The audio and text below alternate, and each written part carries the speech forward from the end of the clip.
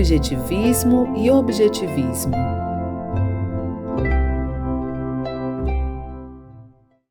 Na vida, o ser humano tende a prender-se à sua visão subjetiva.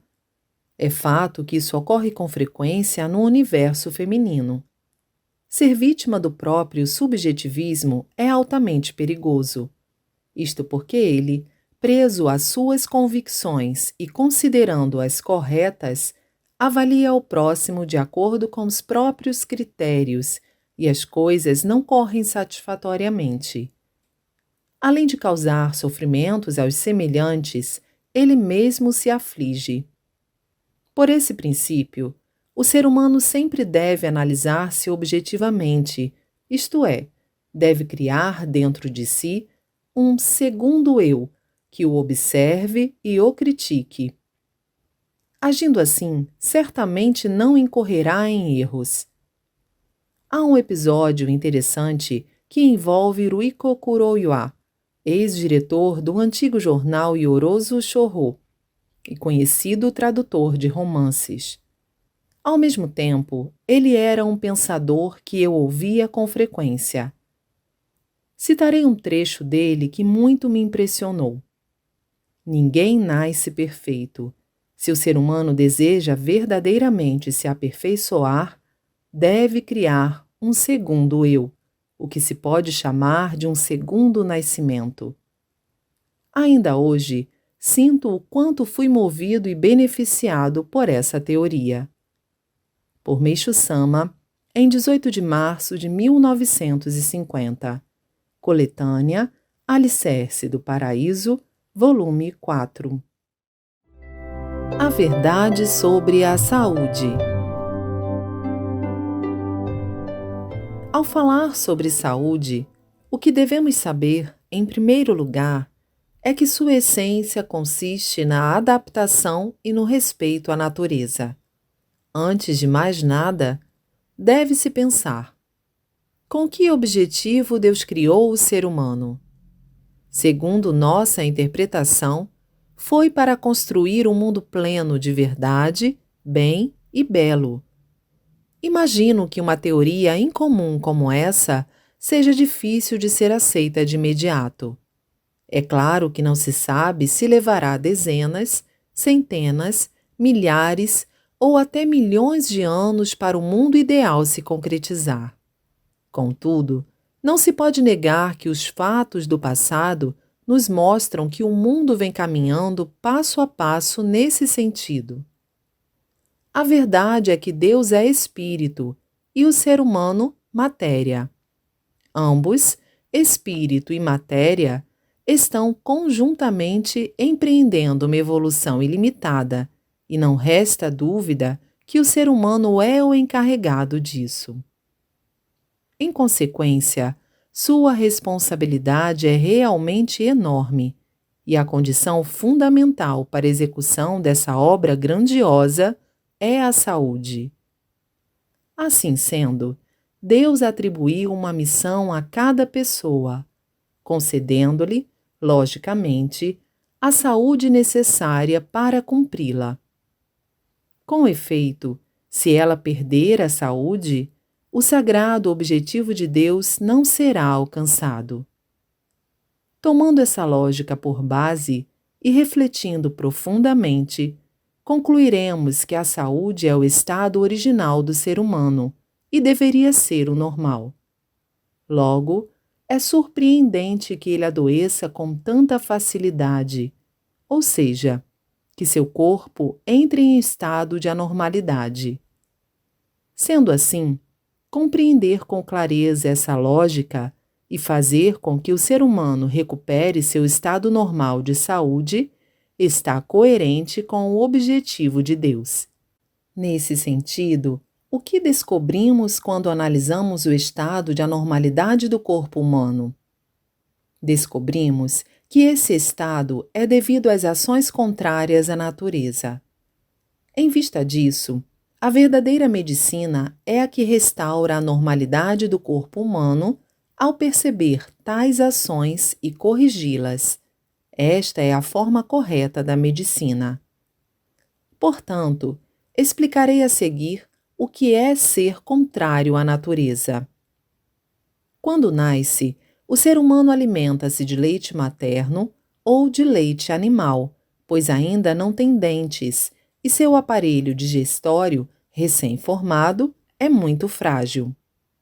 Gradualmente, porém, nascem-lhe os dentes, e à medida que suas funções orgânicas se desenvolvem, ele começa a ingerir alimentação adequada. Existe uma grande variedade de alimentos, cada um com sabor característico. O corpo humano, por sua vez, está dotado de paladar para que a pessoa possa comer com prazer.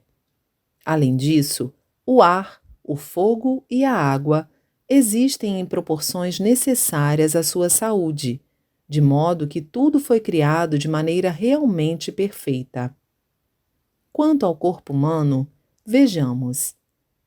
Do cérebro se originam a razão, a memória e a emoção. Os objetos são criados com as mãos. A locomoção é feita livremente por meio das pernas e o corpo está provido de partes necessárias, como cabelos, pele, unhas, olhos, nariz, boca, ouvidos, etc. Acrescente-se a isso que o corpo todo está coberto de pele, a qual ressalta a beleza humana. Uma rápida observação já evidencia tal realidade. Numa análise mais profunda, conclui-se que o corpo humano é uma maravilhosa obra da criação, difícil de ser expresso por meio de palavras.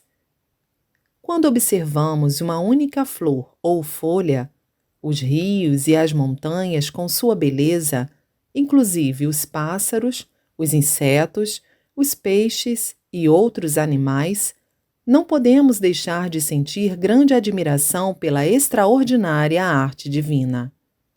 O ser humano é, especialmente, a obra-prima do Criador. E, no que se refere à sua reprodução como forma de preservação da espécie, ela é tão perfeita que ultrapassa o limite das palavras. Assim sendo, o corpo humano é a obra máxima da criação divina. Devemos, pois, pensar bem sobre quais erros contrários à natureza estamos cometendo para a ocorrência das anormalidades chamadas doenças, que impedem a atividade humana. Eis um ponto que merece profunda reflexão por parte da humanidade. Por Meishu Sama, em 20 de abril de 1950. Coletânea Alicerce do Paraíso, volume 3. A vitória do cultivo natural, a extraordinária força do solo. O princípio da agricultura natural. O princípio da agricultura natural consiste em fazer manifestar a incrível força do solo. Isso porque, até agora, o ser humano desconhecia a verdadeira natureza do solo, ou melhor, não lhe era dado conhecê-la. Tal desconhecimento levou-o a adotar o uso de adubos e, despercebidamente, acabou por colocá-lo em uma situação de total dependência em relação a eles, o que tornou essa prática uma verdadeira superstição. No começo, por melhor que eu explicasse o que era o cultivo agrícola sem adubos, as pessoas não me davam ouvidos e riam de mim. No entanto, fui sendo recompensado aos poucos e, ultimamente, a cada ano que passa, os praticantes do cultivo natural têm aumentado, mesmo porque os resultados das colheitas, em toda parte, têm sido surpreendentes. Ainda que no momento a maioria seja da esfera de nossos fiéis, de hoje em diante surgirão gradativamente, em várias regiões, simpatizantes fora desse círculo. Nosso método agrícola está se expandindo rapidamente. Portanto, já se pode imaginar que não está longe o dia em que ele será praticado em todo o território japonês. Assim sendo, Falando francamente, acho que nossa forma de cultivo poderá ser divulgada como movimento que rompe com a superstição do adubo. Por ser uma agricultura que não usa absolutamente adubos, nem na forma de esterco, nem de fertilizantes químicos, mas somente compostos naturais, é denominada de método de cultivo natural. Evidentemente, a matéria-prima dos compostos naturais é o mato seco que surge de modo natural. Contrariamente, os adubos, o esterco de cavalo ou galinha, os resíduos de peixe e as cinzas de madeira não caem do céu nem brotam da terra. São aplicados pelo ser humano. Portanto, não é preciso dizer que a utilização destes é antinatural. Originariamente, é certo que nada poderia existir neste mundo sem as benesses da grande natureza, ou seja, nada nasceria nem se desenvolveria sem os três elementos: fogo, água e terra. Em termos científicos, esses elementos correspondem, respectivamente, ao oxigênio do fogo, ao hidrogênio da água e ao nitrogênio da terra. Na agricultura, não existe um só produto que não tenha relação com esses elementos. Assim, Deus fez com que os cereais e as hortaliças, que constituem os alimentos para a sobrevivência do ser humano, possam ser produzidos na quantidade exata de sua necessidade. Analisando a lógica que se segue, será possível compreender isso perfeitamente. Seria um absurdo se Deus criasse o ser humano e não providenciasse os alimentos que lhe possibilitariam a vida. Logo, o fato de determinado país não conseguir produzir os alimentos necessários à sua população é porque, em algum ponto, ele não está de acordo com as leis da natureza criadas por Deus. Assim sendo, enquanto não se atentar para isso, não será possível sequer imaginar a solução para o problema da escassez de alimentos. A agricultura natural proposta por mim tem como base o princípio já citado, e o atual empobrecimento e o cansaço dos agricultores japoneses pela falta de alimentação serão solucionados sem dificuldades com a prática desse método. Deus, que a tudo vê, não deixa passar despercebida essa situação equivocada, e por meio de seu grandioso amor e misericórdia, de não os deixar desamparados, está se dignando levar, por meu intermédio, o princípio da agricultura natural ao conhecimento da sociedade. Urge, portanto, que os agricultores despertem e adotem o quanto antes nosso método. Só assim poderão sair dessa situação. Conforme já mencionado, os três elementos, fogo, água e terra, são as forças motrizes para desenvolvermos os produtos agrícolas. Portanto, se houver uma boa incidência de sol, se garantirmos um bom abastecimento de água e se plantarmos em uma terra pura, é certo que obteremos um grande êxito jamais visto. Não se sabe quando, mas o ser humano cometeu um equívoco sem tamanho, que foi a utilização de adubos. Isso se deu por ele desconhecer por completo a natureza do solo. Efeitos contrários dos adubos. No início, a aplicação de adubos traz considerável resultado. Todavia, se essa prática durar por muito tempo, gradativamente advirão efeitos contrários. Ou seja, as plantas vão se enfraquecendo, perdem a capacidade inerente de absorver os nutrientes existentes no solo e alteram suas características, precisando assimilar adubos como nutrientes. Poderão compreender melhor se fizermos uma analogia com os toxicômanos. Quando alguém começa a fazer uso de drogas, sente uma sensação muito agradável e, durante certo período, muitas vezes, o funcionamento do cérebro se torna mais vivaz. Por não conseguir esquecer esse prazer, a pessoa, pouco a pouco, se aprofunda cada vez mais no vício e não consegue livrar-se dele. Nessa condição, quando o efeito do tóxico acaba, ela fica em estado de letargia ou sente dores violentas e nada consegue fazer.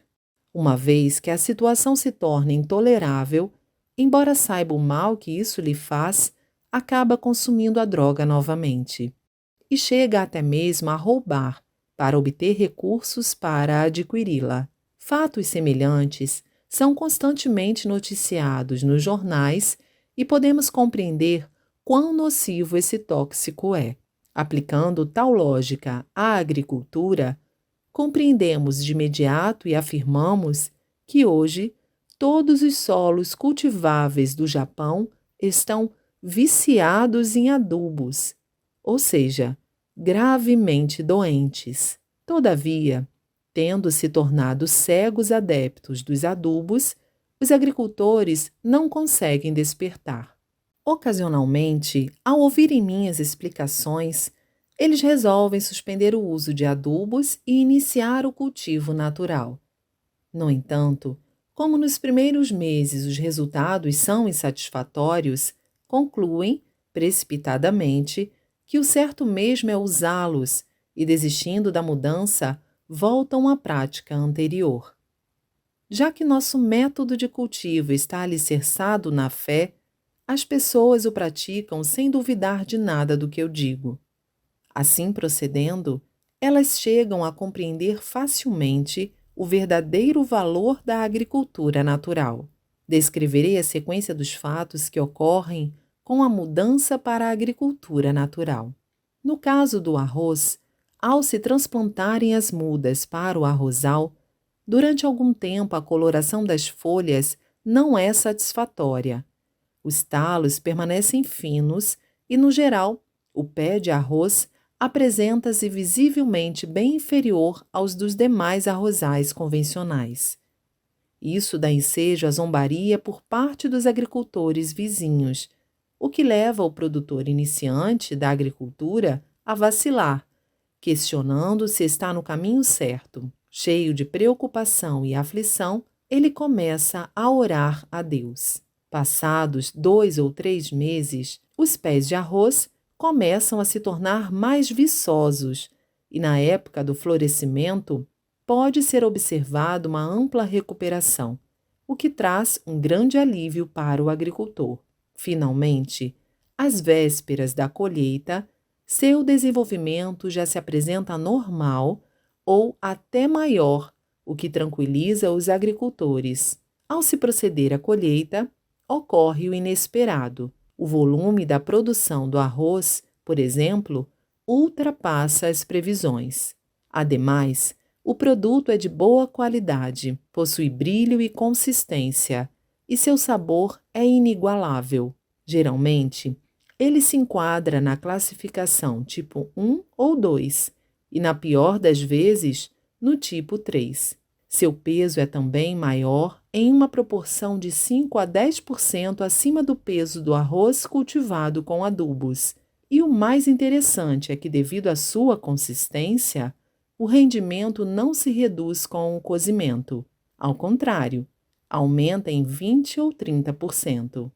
Assim, mesmo que a ingestão de arroz seja 30% a menos, a pessoa se sente plenamente satisfeita. Logo, até do ponto de vista econômico, é vantajoso. Desse modo, se todos os japoneses comessem o arroz da agricultura natural, o resultado seria equivalente ao que se obteria com um incremento de produção de 30%. Mesmo mantendo a quantidade de produção atual, a importação de arroz se tornaria desnecessária, o que seria maravilhoso para a economia nacional. A superstição do adubo. Esclarecendo melhor o assunto, o fato de as plantas parecerem fracas durante 2 ou 3 meses se deve à presença de toxicidade dos adubos, tanto no solo quanto nas sementes. Com o passar dos dias, essa toxicidade vai sendo eliminada, e o solo e a plantação tendem a melhorar, restabelecendo-se a capacidade original de ambos. Acho que essa teoria é perfeitamente compreensível para os agricultores, pois eles sabem que após o acréscimo de água do campo do arrozal ou uma chuva forte, mesmo nos arrozais alagados em estado já degradado, sobrevêm certas melhoras. Isso ocorre porque o excesso de toxicidade dos adubos foi lavado e reduzido. Quando o desenvolvimento das plantas não é bom, os agricultores costumam repor terras de outras localidades ao solo e, com isso, se observa uma ligeira melhora. Os agricultores acham que, com as sucessivas e contínuas plantações, o solo foi se tornando pobre devido à absorção de seus nutrientes pelas plantas e que, por esse motivo, a melhora sobrevém com a reposição de novas terras. Todavia, isso é um equívoco, pois o solo se enfraqueceu e tornou-se pobre em decorrência da toxicidade dos adubos utilizados ano após ano. Por intermédio dessa interpretação, podemos perceber facilmente o quanto os agricultores estão influenciados pela superstição do adubo. Os efeitos do uso de compostos orgânicos. Vou explicar a aplicação de materiais orgânicos naturais. Em se tratando do cultivo de arroz, corta-se a palha do arroz em pedaços bem pequenos, os quais devem ser bem incorporados ao solo para aquecê-lo. No caso de outras culturas, em canteiros de terra, deve-se proceder à decomposição do mato seco e misturá-lo bem à terra. A razão disso é para evitar o endurecimento do solo, pois, neste caso, as raízes das plantas têm dificuldade para se desenvolver. A respeito disso, atualmente, dizem que é bom fazer o ar chegar às raízes, mas isso não é verdade, pois não há nenhuma razão para isso ser benéfico.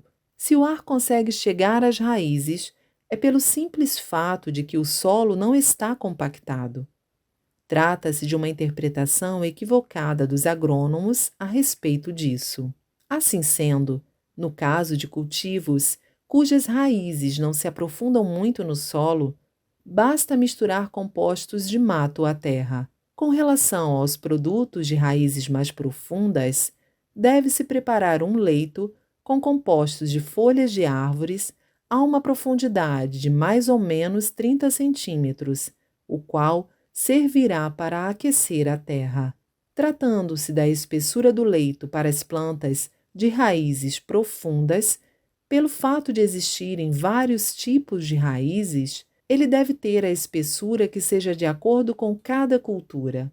Geralmente, as pessoas pensam que existem elementos fertilizantes nos compostos naturais, mas isso não é verdade. Sua função é aquecer o solo, bem como não o deixar endurecer.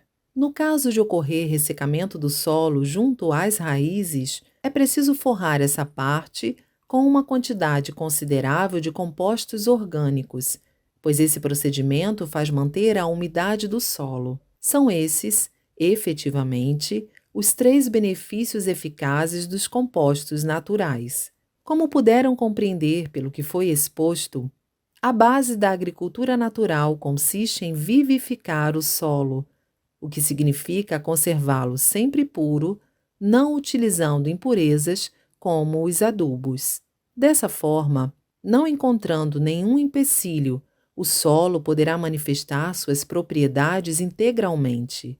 Além disso, é estranho o fato de os agricultores afirmarem: vamos deixar o solo descansar, o que também vem a ser um erro. Quanto mais se cultiva, melhor o solo se torna. Em termos humanos, quanto mais se trabalha, mais saudável se fica. Quanto mais se descansa, menos saudável. A respeito disso, os agricultores interpretam de forma oposta, acreditando que quanto mais se realizam os cultivos de forma sucessiva, mais fraco o solo vai ficando em virtude do maior consumo dos seus nutrientes pelas plantas, e assim procuram beneficiá-lo, fazendo-o repousar. Isto tudo está completamente errado. Devido aos equívocos, os agricultores acham que a cultura repetitiva é danosa e mudam a área de plantio todos os anos, o que, lamentavelmente, é uma ignorância e está fora de cogitação. Cultura repetitiva, colheita farta.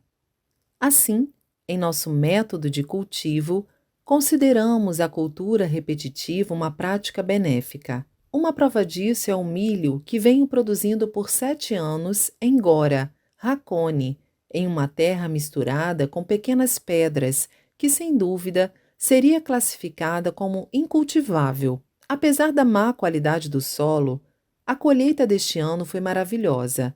As espigas, mais longas que o normal, os grãos, bem juntinhos e enfileirados, mais adocicados, macios e saborosos. Por que digo que a cultura repetitiva é boa? O solo tem a capacidade inerente e natural de se adaptar ao que é plantado nele. Se fizermos uma comparação com o ser humano, poderemos compreender melhor. As pessoas que executam trabalhos braçais têm seus músculos desenvolvidos. Os escritores que usam mais a cabeça têm o seu intelecto evoluído. Por essa mesma razão, quem muda constantemente de profissão ou de localização não obtém sucesso, o que nos leva a concluir o quanto os agricultores estiveram errados até hoje. As boas novas para a sericultura. Finalizando, gostaria de dizer que se criarmos o bicho da seda com folhas de amoreira cultivadas sem adubos, ele não adoecerá. Seus fios serão de muito boa qualidade, resistentes, brilhantes e o aumento da produção será garantido. Se tal prática fosse realizada em esfera nacional, evidentemente ocasionaria uma grande revolução no mundo da sericultura e traria incalculáveis benefícios à economia do nosso país. Por Meishu Sama, em 22 de novembro de 1950. Coletânea Alicerce do Paraíso, volume 5. Cultivo agrícola sem adubos. Para explicar o que é o cultivo agrícola sem adubos, começarei pelo seu princípio básico. Afinal, o que é o solo? Sem dúvida, ele foi feito pelo Criador para cultivarmos cereais e hortaliças que são importantíssimos para a manutenção da vida humana. Por conseguinte, sua essência é profundamente misteriosa, impossível de ser decifrada pela ciência materialista. Até hoje, a agricultura, sem perceber, acabou tomando o rumo errado e, como consequência, menosprezou a força do solo, chegando à conclusão de que para se obterem produtos agrícolas melhores, o solo dependia da adubação, que usa esterco, fertilizantes químicos, entre outros, fato verificado até hoje. Como resultado, com o empobrecimento e as modificações gradativas das características do solo, sua capacidade produtiva acabou diminuindo. Sem perceber isso, o ser humano se iludiu, acreditando que a causa das más colheitas é a falta de adubos, e passou a utilizá-los em maior quantidade, o que acabou reduzindo ainda mais a força do solo. Atualmente, o solo japonês está tão pobre que a unanimidade dos agricultores lamenta o fato. Vou listar alguns fatos para que fique claro como a adubação é terrível. 1. Hoje, o maior problema talvez seja o aparecimento de pragas. No entanto, sem procurar elucidar as causas do seu surgimento, os agricultores têm se concentrado apenas no seu extermínio. Penso que eles agem assim justamente por não conseguirem descobrir a causa e acreditarem, sem alternativa, ser essa a melhor maneira de combatê-las. O fato é que as pragas surgem dos adubos, e o atual aumento das espécies de pragas é inteiramente decorrente do crescimento dos tipos de adubos. Os agricultores desconhecem que os pesticidas empregados, ainda que consigam combater os insetos indesejados, infiltram-se no solo e o degradam, causando o aparecimento dessas pragas. 2. Absorvendo os adubos, as plantas enfraquecem-se acentuadamente e dobram-se com facilidade ante a ação do vento e da água. Da mesma forma, pela ocorrência da queda das flores, a quantidade de frutos é reduzida. Além disso, pelo fato de as plantas alcançarem maior altura e suas folhas se tornarem maiores, os frutos acabam ficando na sombra. Por essa razão, no caso do arroz, do trigo, da soja, as cascas ficam mais grossas e os grãos menores. 3. O sulfato de amônio, ou a amônia presente no esterco, bem como os demais fertilizantes químicos, na maioria, são venenos violentos. Uma vez que eles são absorvidos pelas plantas, geralmente acabam sendo ingeridos também pelo ser humano. Mesmo que isso ocorra em quantidades ínfimas, não se pode dizer que essas substâncias não façam mal à nossa saúde. A realidade nos mostra que mais de 80% dos japoneses possuem parasitas, principalmente o verme intestinal, e sua causa, evidentemente, são as ovas contidas no esterco que se desenvolve no interior do corpo humano. A própria medicina está afirmando ultimamente que, se suspender por 2 a 3 anos a utilização do esterco como adubo, o problema de vermes e demais parasitas deixará de existir. Nesse aspecto, os resultados obtidos pela agricultura sem o uso de adubos são fabulosos. 4. Ultimamente, o preço dos adubos tem aumentado, de modo que a despesa que se tem com eles é quase igual à receita oriunda da venda da produção aos órgãos controladores, cujos cálculos não condizem com o dos agricultores, que, por sua vez, são forçados a vender seus produtos também no mercado paralelo. 5. É grande o esforço e o trabalho expendidos com a compra e a aplicação de adubos e inseticidas. 6. Os produtos obtidos por meio do cultivo sem adubos são extremamente saborosos e, como se desenvolvem bem, tanto o tamanho do produto quanto a colheita são bem maiores que os adquiridos com adubos.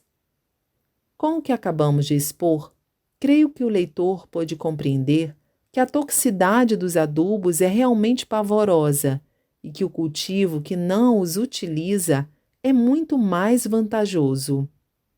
Em uma análise geral, podemos concluir que na economia agrícola não será nada difícil duplicar seu lucro.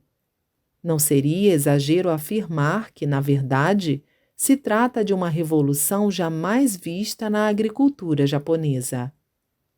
A seguir, vou apresentar o método e os resultados que atingi com minha experiência e os relatos de várias pessoas que já alcançaram excelentes resultados decorrentes da prática desse tipo de cultivo. O que penso é o seguinte: entre os japoneses, quantos deles conhecem o verdadeiro sabor das hortaliças? Diríamos que pouquíssimos.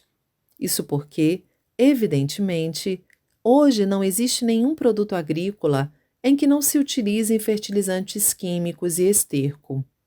Absorvendo esses elementos, os produtos acabam perdendo o sabor atribuído pelos céus. Se, ao invés disso, fizermos com que estes absorvam os nutrientes da própria terra, seu sabor natural, que é realmente magnífico, surgirá espontaneamente. Minha alegria de viver tornou-se incalculavelmente maior após conhecer o sabor das hortaliças cultivadas sem os adubos.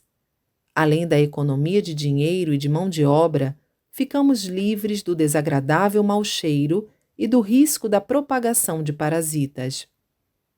Essas hortaliças tornam-se mais saborosas, reduz-se o surgimento das pragas e ocorre o aumento da produção. Enfim, obtém-se múltiplos benefícios com uma só prática. Não consigo ficar sem agir por um minuto sequer diante de um problema tão sério. Quero levar esta boa nova ao mundo inteiro e compartilhar seus benefícios o quanto antes possível. Primeiramente, quero explanar a teoria e sua prática.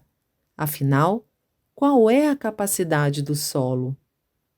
Ele é formado pela união de 3 elementos fundamentais: terra, água e fogo, que constitui a força da trilogia. Evidentemente, o elemento terra é a força fundamental para o desenvolvimento das plantas, e os elementos água e fogo são forças complementares. Logo, de acordo com a qualidade do solo, que é a força primordial, a influência nas plantas será boa ou má.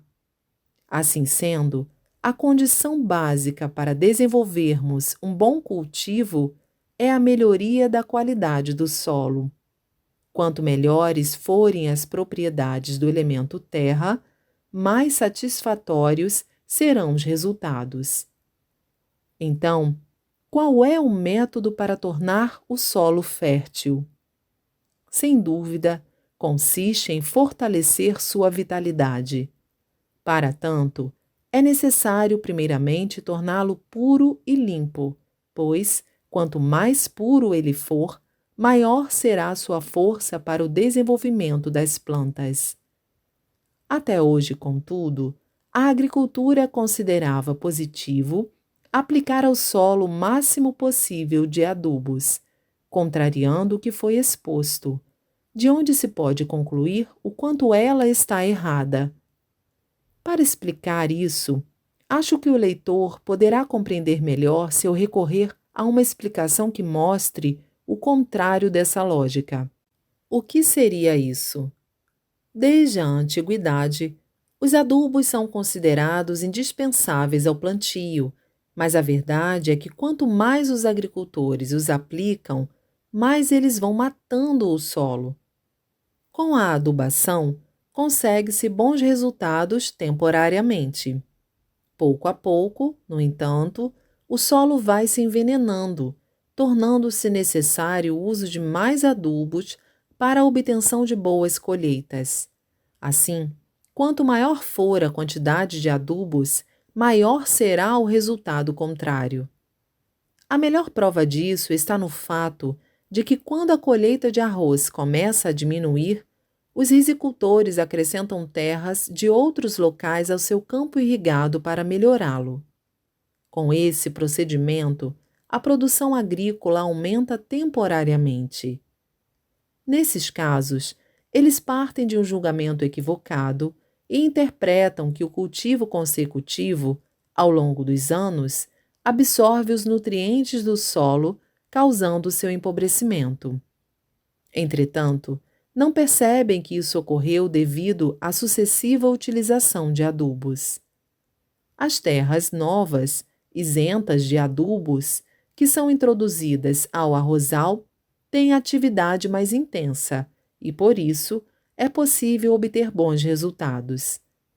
Gostaria de encerrar a explicação teórica e esclarecer, uma a uma, as vantagens práticas da não utilização de adubos. Um primeiro ponto a destacar como característica do cultivo sem adubos é a baixa altura das plantas. No cultivo com adubos, elas se tornam mais altas e as folhas ficam maiores e mais densas. Tratando-se de leguminosas, conforme já me referi, os frutos ficam à sombra e não apresentam bom crescimento. Ocorre também uma maior queda de flores e, consequentemente, a frutificação diminui. No caso da soja, em especial, se for cultivada sem adubos, a produção dobra e nenhum grão se apresenta bichado. Ademais, seu sabor é incomparável, a ponto de deixar as pessoas admiradas.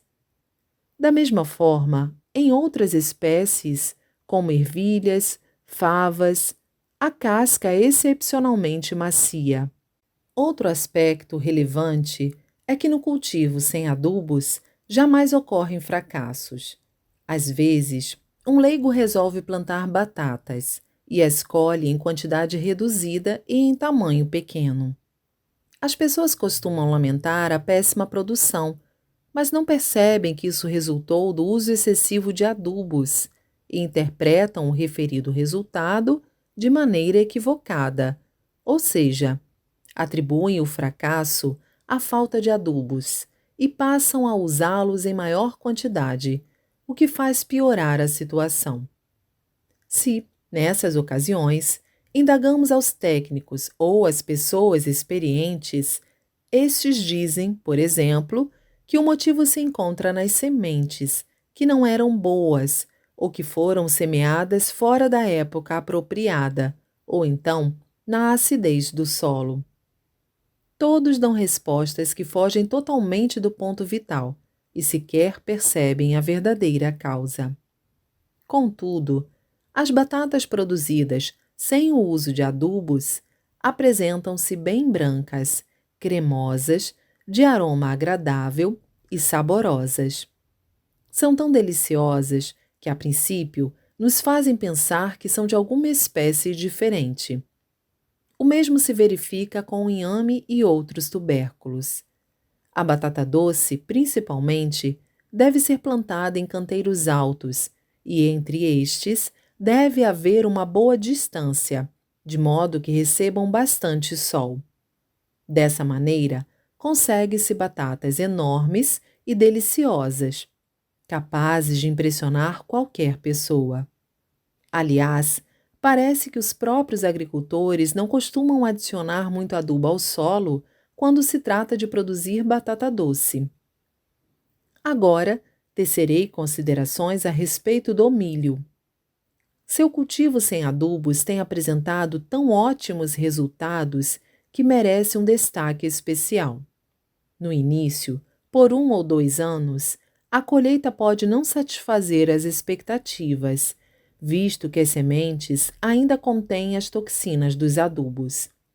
Entretanto, por volta do 3º ano, os resultados já começam a aparecer. Sem toxinas no solo nem nas sementes, o milho cresce com um caule bastante grosso e suas folhas apresentam um verde vivo. Se for plantado em um local onde não há escassez de água nem de sol, as espigas apresentam-se longas, com os grãos bem dispostos e sem espaços entre eles. Logo na primeira mordida, percebe-se que são macios e doces, com um sabor inesquecível. Quanto aos nabos, são branquinhos e lisos, cremosos, grossos e adocicados, o que os torna muito saborosos. Os nabos fibrosos e ásperos são decorrentes das toxinas dos adubos. Aliás, as hortaliças produzidas sem adubos apresentam boa coloração, maciez e um suave e agradável aroma que estimula o apetite e, em absoluto, encontra-se sinais de pragas. Uma vez que não é aplicado esterco na fertilização, são muito mais higiênicas. O que gostaria de recomendar especialmente são as berinjelas obtidas por meio do cultivo sem adubos. Elas apresentam excelente coloração, aroma agradável e casca macia, o que realmente estimula o apetite. Em minha casa, atualmente, ninguém mais aprecia as berinjelas produzidas com adubos. Na produção de arroz, deve-se misturar bem a palha do arroz picada ao solo alagado, pois esta, por absorver o calor, aquece o solo. Há, ainda, um detalhe já bastante conhecido. A água fria das montanhas é prejudicial à plantação. Nesse caso, não se devem fazer lagos intermediários no percurso dessa água, pois, devido à profundidade desses reservatórios, a água não chega a aquecer adequadamente. Por conseguinte, As valas devem ser as mais rasas e extensas possíveis. No caso de cucurbitáceas, como o pepino, a melancia, a abóbora, qualquer produtor consegue obter excelentes produtos, como nunca experimentara. Os pés de arroz e de trigo são baixos, mas, no que se refere à qualidade e quantidade de grãos, são excelentes. O arroz, sobretudo, apresenta peso, brilho, consistência, além de excelente paladar, e vem sendo sempre classificado como de categoria superior.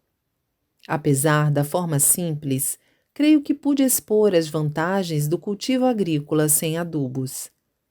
Não devem existir melhores perspectivas do que essas que mencionei para os praticantes das hortas caseiras que vemos atualmente em quase todos os lugares, principalmente porque a aplicação de esterco não só acarreta transtornos insuportáveis aos praticantes amadores, como também pode trazer resultados ruins, além dos inconvenientes e indesejáveis vermes intestinais, que acabam se hospedando no intestino humano. Até agora, embora fosse por desconhecimento de causa, trabalhava-se muito e obtinha-se pouco sucesso. Em contrapartida, no meu caso, apenas semeio e não tenho maiores trabalhos a não ser a remoção do mato, que preciso realizar de vez em quando, e obtenho excelentes hortaliças. Portanto, posso afirmar que não há nada mais gratificante do que esse método de cultivo. Embora não haja necessidade de adubos, conforme já foi explicado, é preciso usar compostos naturais intensivamente. Vou detalhar a respeito. O mais importante para o desenvolvimento das plantas em qualquer cultivo é ter cuidado com as pontas das raízes. Esse cuidado consiste em fazer com que as radicelas cresçam livremente, e para isso deve-se evitar o endurecimento do solo. O composto natural precisa estar semidecomposto, pois, se o estiver totalmente, acabará facilitando a compactação do solo. Aquele que é feito usando-se somente mato decompõe-se rapidamente, mas o composto de folhas de árvores demora muito mais, devido às fibras e nervuras, que são duras. Por conseguinte, é necessário deixá-lo por longo tempo até que ocorra sua suficiente decomposição. Como já afirmei anteriormente, a razão disso reside na obstrução do crescimento das pontas das radicelas causada pelas fibras e nervuras das folhas, utilizadas como compostos orgânicos. Ultimamente, ouvimos dizer que é bom fazer o ar chegar às raízes das plantas, mas esse não é o ponto.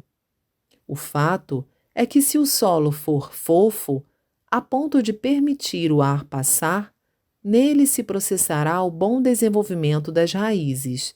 Portanto, na prática, o ar nada tem a ver com isso. Manter o solo aquecido é outro ponto que merece atenção. No caso das hortaliças mais comuns, basta fazer uma camada de composto natural de mais ou menos 30 centímetros, a partir de uma profundidade de aproximadamente 30 centímetros.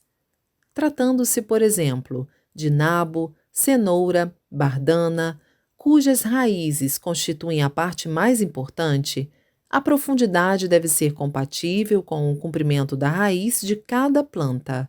O composto à base de folhas de mato tem que ser bem misturado à terra. O composto à base de folhas de árvores deve ser aplicado para formar o leito sob o solo, conforme já expliquei anteriormente. Considero este o procedimento ideal. Ultimamente, fala-se muito na inconveniência da acidez do solo, mas a causa está nos adubos. Portanto, se deixar de usá-los, essa preocupação passa a não mais existir. Há outro aspecto que surpreende as pessoas. A agricultura considera danosa a prática da cultura repetitiva. No entanto, tenho obtido ótimos resultados com esse procedimento. Além disso, a cada ano que passa, eles vêm melhorando. Pode até parecer milagre, mas há uma boa razão para isso. De acordo com o que tenho declarado, para dar vida ao solo e ativar sua força, é necessário que se realize o maior número de vezes possível a cultura repetitiva, pois, assim, a terra cria naturalmente uma adaptabilidade no sentido de desenvolver melhor o cultivo de hortaliças. Sem a utilização de adubos, a quantidade de pragas poderá não chegar a zero, mas próximo a isso. Os próprios agricultores têm afirmado que o excesso de adubos aumenta as pragas. Para a produção de charutos, sabe-se que a melhor matéria-prima é produzida em Manila e Havana, que não apresenta folhas comidas por bichos, e o aroma é muito agradável. Certa vez, ouvi um especialista dizer que não se utiliza nenhum adubo na produção dessas folhas de fumo. A não ocorrência de insetos em ervas daninhas e o agradável aroma de algumas ervas silvestres comestíveis colhidas na primavera, entre elas a asteriomena e a salsa japonesa, são decorrentes principalmente da ausência de adubos. Há mais um aspecto a qual se deve estar atento. Quando se introduz o cultivo sem adubos em uma terra de agricultura convencional, em que os adubos vinham sendo utilizados, não se obtém bons resultados durante 1 ou 2 anos, porque essa terra está intoxicada. É como uma pessoa que bebe, deixa de fazê-lo abruptamente e, por algum tempo, fica meio atordoada. O mesmo problema se verifica com os fumantes inveterados, quando de repente suspendem o fumo, ou quando os viciados em morfina ou cocaína não aguentam ficar sem utilizá-los. Deve-se, portanto, ter paciência por 2 ou 3 anos, e nesse espaço de tempo, com a diminuição gradativa das toxinas de adubos no solo e nas sementes, o solo começará a manifestar sua extraordinária força. Com as considerações que acabamos de tecer sobre o cultivo sem adubos, o leitor deverá ter compreendido o quanto a agricultura tradicional está errada. Evidentemente, este novo método não tem nenhuma ligação com a fé, bastando utilizar os compostos naturais para se obterem resultados surpreendentes. Contudo, conseguiremos um efeito ainda melhor se, além desse procedimento, purificarmos o solo por meio da luz de Deus. Por Meishu Sama, em 1º de julho de 1949. Coletânea Alicerce do Paraíso, volume 5. O paraíso é o mundo da arte.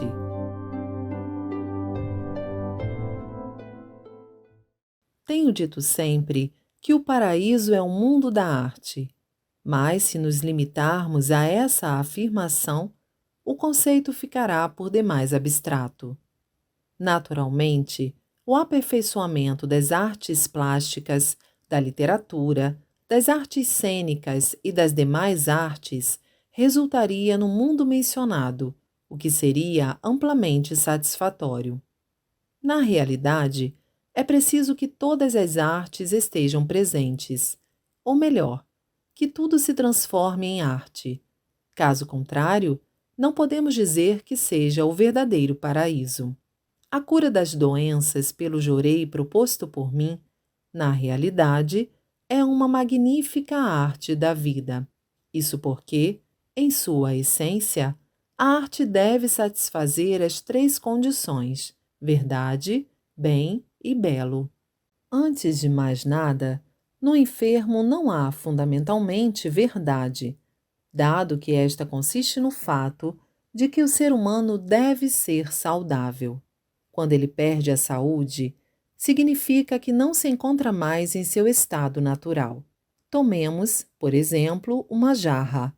Se ela sofrer alguma avaria, perderá sua utilidade, pois a água poderá vazar, não permanecerá mais em pé ou mesmo se quebrará no momento do uso. Assim sendo, como objeto, nela não há mais verdade. Para que possamos utilizar a jarra novamente, precisamos consertá-la. O mesmo se dá com o ser humano.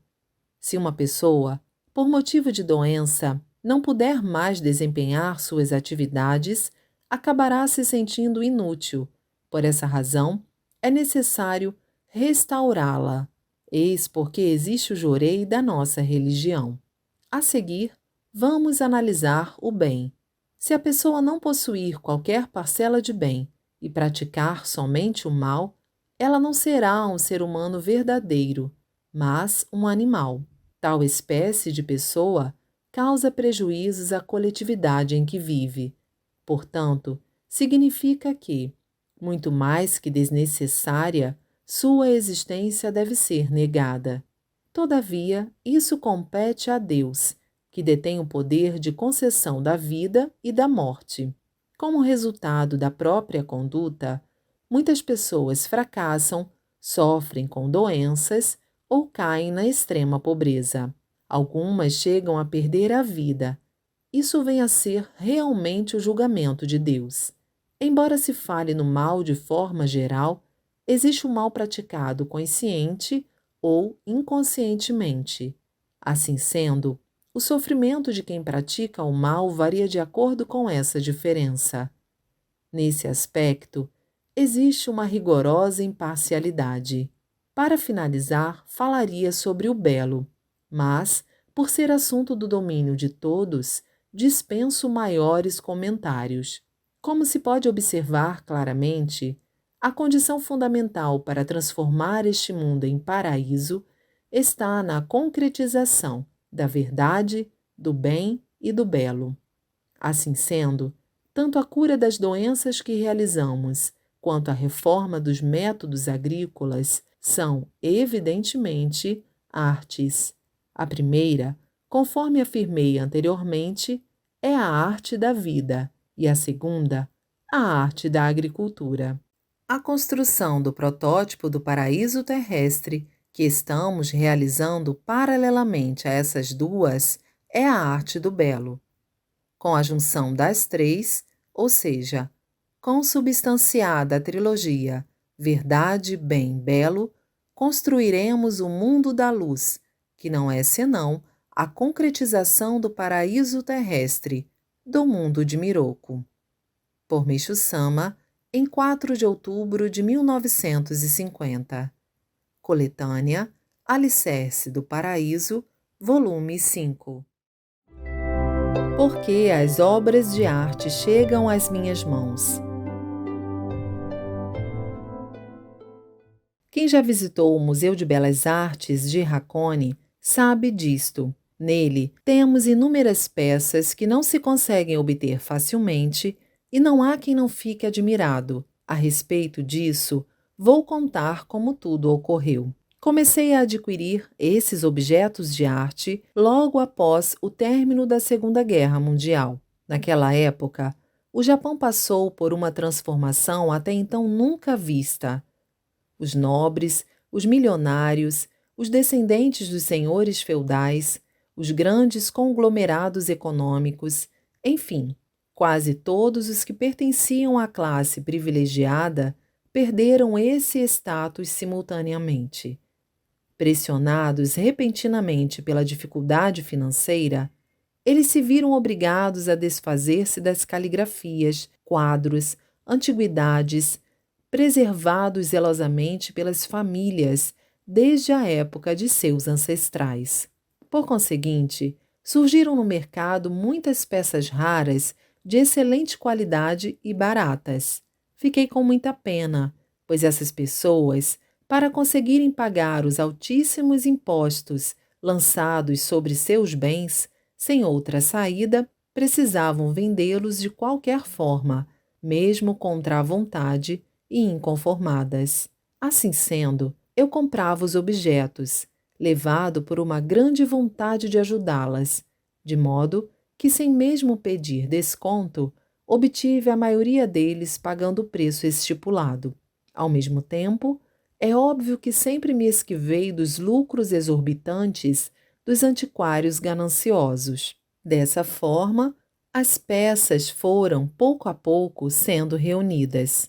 Como tenho dito sempre, desde jovem eu gostava muito das belas artes. Entretanto, minha capacidade de avaliação era de um amador. Aliás, eu não tinha ainda experiência em fazer negócios desse tipo, nem entendia de preços do mercado de arte.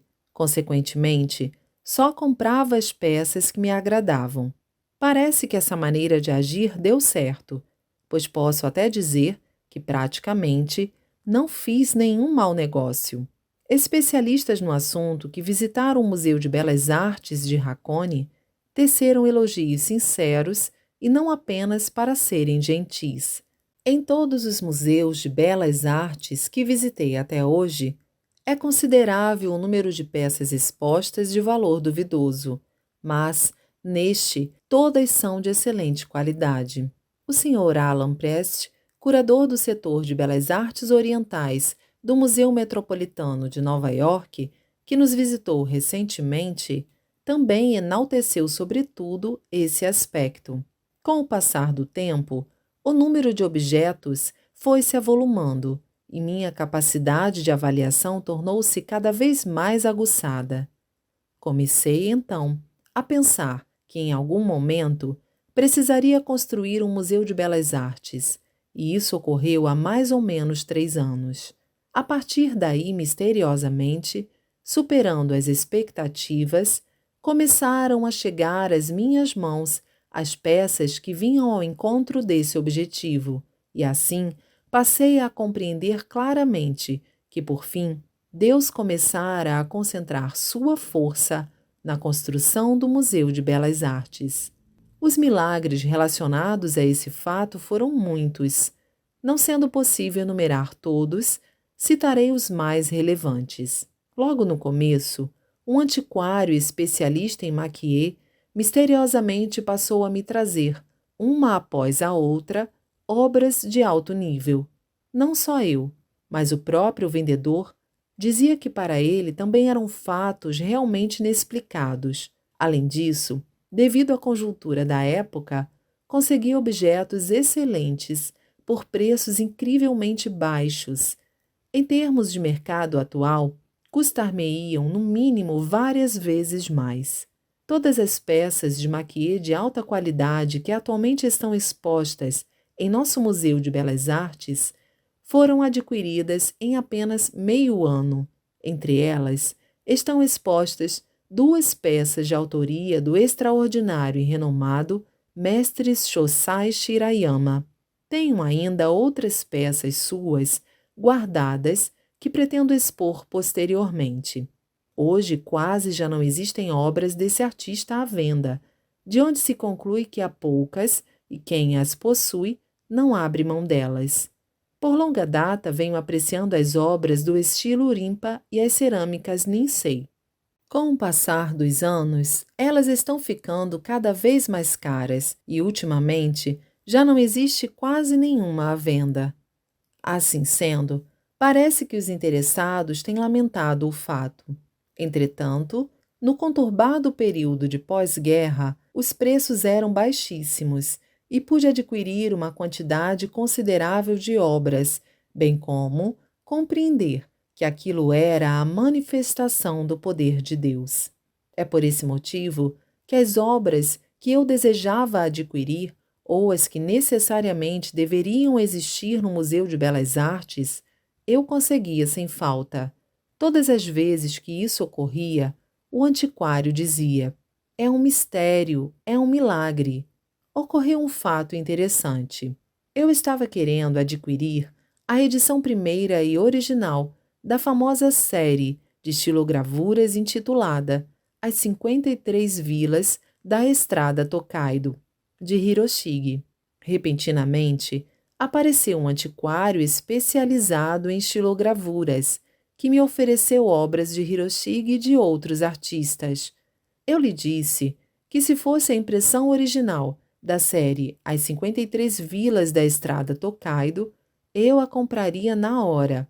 Qual não foi o meu espanto, quando no dia seguinte ele a trouxe dizendo: Nunca vi algo tão misterioso. Ontem, assim que cheguei à minha casa, uma pessoa trouxe-me exatamente o que o senhor havia pedido. Fiquei muito surpreso, pois estava à procura dessa obra há 40 anos e ontem apareceu alguém para vendê-la. Realmente é um fato inexplicável. É claro que eu também fiquei comovido com o extraordinário milagre. Examinando a obra, vi que havia sido preservada por um renomado e importante senhor feudal. Soube, inclusive, que a magnífica encadernação que protegia a obra fora feita por um ancestral seu. Por isso, fiquei duplamente surpreso e, mais uma vez, contente pelo baixo preço. A seguir, falarei sobre a cerâmica chinesa. Antigamente, eu não tinha o menor interesse pela referida cerâmica e muito menos capacidade de avaliá-la. Todavia, quando pensei que ela seria indispensável ao Museu de Belas Artes, não tardou que chegassem às minhas mãos peças provenientes de várias localidades. São elas as que atualmente estão expostas no museu. Quando afirmo que foram colecionadas em apenas um ano, as pessoas não acreditam. Ao mesmo tempo, uma vez que eu não entendi absolutamente nada do assunto, no início, fui escolhendo com base nas explicações dos antiquários e orientado pelo meu sexto sentido. Hoje, os especialistas dizem que se sentem impressionados por verem reunidas tantas obras de qualidade. Em vista disso, como sempre, não tenho palavras para expressar o que sinto diante das grandiosas graças que Deus me tem concedido. Existem ainda inúmeros fatos interessantes, mas vou deixar por conta da imaginação do leitor. Explicarei agora o porquê da ocorrência dos referidos milagres. Obviamente, os espíritos dos autores das obras que estão no mundo espiritual, assim como os espíritos das pessoas que as estimavam e os daquelas que tinham alguma relação com elas, desejando acumular muitos méritos e seguindo a forma correta, se empenharam para que as peças viessem até mim. Agindo assim, eles são salvos por meio dos méritos e sua posição espiritual se eleva. Não é preciso dizer que foi pelo mesmo motivo que conseguimos construir esse esplêndido Museu de Belas Artes em tão pouco tempo. Basta que façamos uma reflexão, pois até agora, para se construir um museu dessa envergadura, era necessário que pessoas abastadas se empenhassem por toda uma vida.